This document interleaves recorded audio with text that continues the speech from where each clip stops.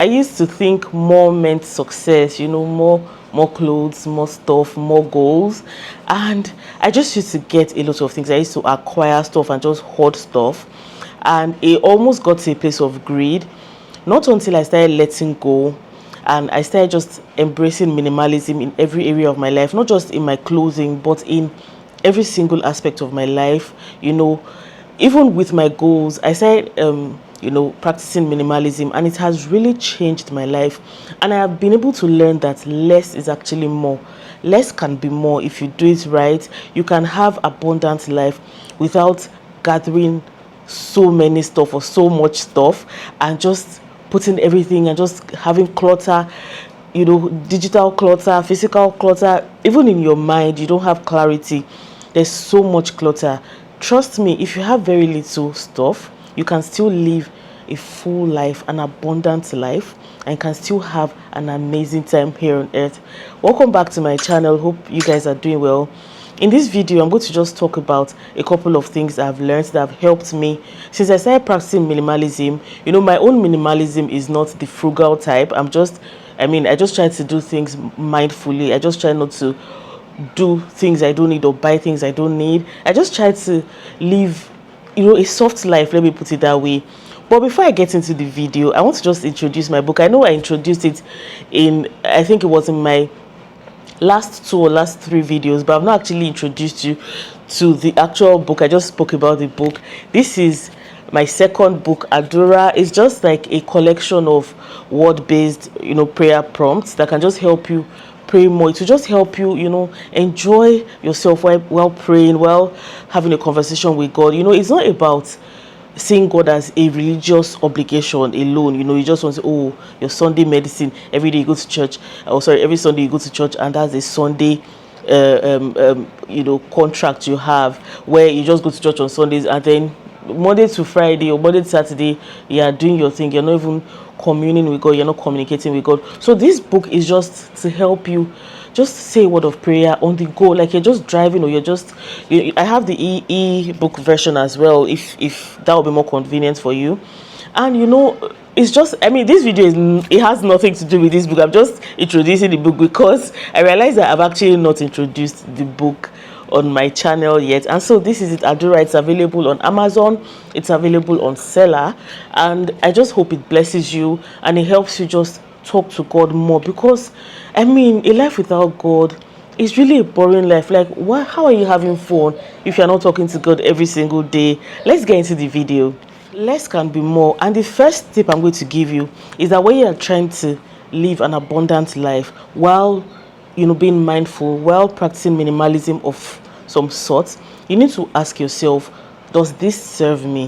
Whatever it is you are trying to buy, whatever it is you are trying to keep in your life, if it's physical, if it's an emotional thing, it might be electronic, it might be anything. Whatever it is, how does it really serve you right now? How is it going to serve you in the long run? Is it really useful, or do you just want it? Is it a need, or is it a want?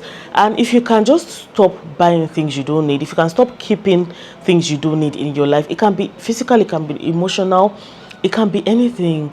If you don't need it, try to keep it away for now and just try to have clarity in your space, in your head. It's very important. The less you have, the better for you, because you feel like you live happier. I'm saying this from experience, because coming from my teenage years / my early 20s, when I had so much junk, and I'm going to emphasize that physically, emotionally, digitally, I had so many things, and it wasn't particularly fulfilling for me. It was just, you had stuff, period. It was just basic stuff. I wasn't really living right.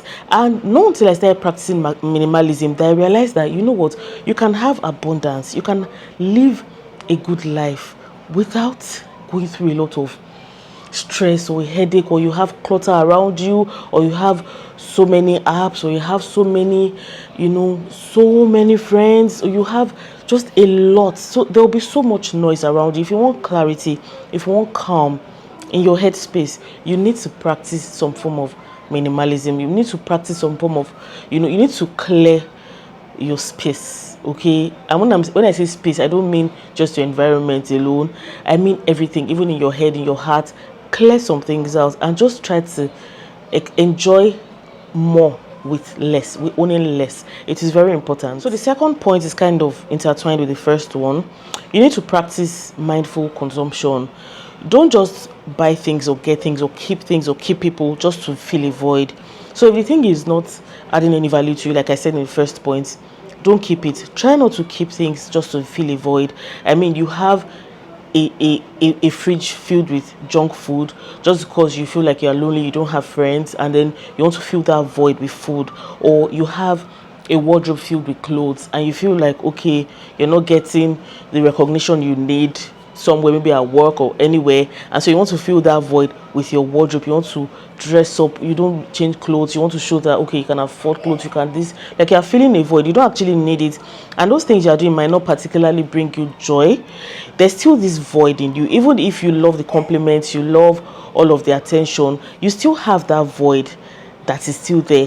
So if you are doing things, buying things, keeping people, keeping friends, keeping whatever, just to fill a void, you need to rethink it. It's not, it's not healthy for you, and it might not even be necessary. So you need to think about things. Don't do things just to for the sake of doing them. Okay, make sure the things are actually going to help you out.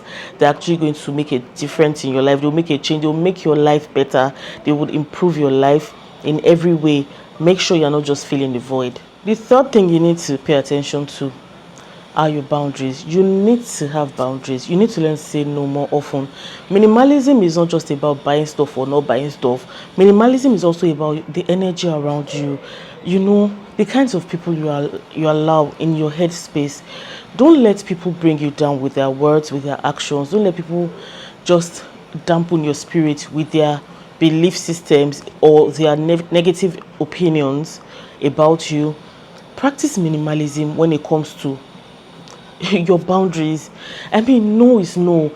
Even if this person is a very close relative, even if the person is a very close friend, I mean, if the person is draining your peace, if the person is draining you, have boundaries. Okay, you can have friends, you can be a pleasant person, and you can still have boundaries. Because if you don't have boundaries, you will be the one to lose out at the end of the day, because you'll be the one that will have a terrible mental health condition. You'll be the one that will have, you won't have peace, you won't have joy, because you're doing everything for everyone else. You're not focusing on yourself. You're not practicing self-compassion, self-love. You're just allowing people walk all over you, and because you feel like you need to do this for these people, because you feel like you are, their family, their friends, and you need to be there for them. But sometimes, even when you are there for other people, you still need boundaries. Boundaries are very important. Another thing I'm going to say is that you should simplify your schedule. Okay, make sure you're cutting out things that drain you. Prioritize the things that really matter, and those are the things you should do. Any activity that drains you, don't do it out of obligation. Don't feel like you need to do this because you have to do, you want to keep up appearances, or you want to keep up, you just want to keep up with something, with someone or a certain group of people, and then you keep doing these things that don't make you happy, these things that drain you. You need to prioritize the things that will help you, that have things that will benefit you, things that are good for you mentally, physically, emotionally. Prioritize them. Don't feel obligated to doing other things that don't really make any difference in your life, because it will drain you, and at the end of the day you just won't be happy. You feel like you're just going through life. You're not actually living. You're not even living in the abundance of the joy and peace and serenity that is around you. You're just doing things for other people, and these things are draining you, and you need to think about it, that you need to practice that minimalism. Prioritize the things that serve you, and just let go of the things that drain you. The last thing I'm going to say is that you should define what's enough for you. Your own version of minimalism in life doesn't have to look like your neighbor's own. It doesn't have to look like any other person's own. You're practicing minimalism for some reason best known to you.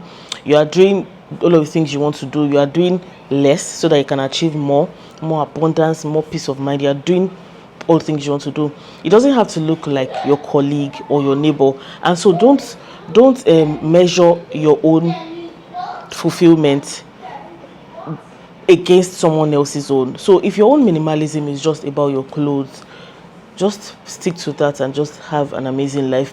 If yours is about cutting out friends, or if it's about cutting out certain things in your diet or something, just leave it that way. Start that way and continue going forward. Before you know it, you become this whole person that is just happy, that is living an abundant life. I hope this video has been inspiring. I hope it's been amazing and encouraging. I hope it has blessed you. I'll see you in my next video. Bye.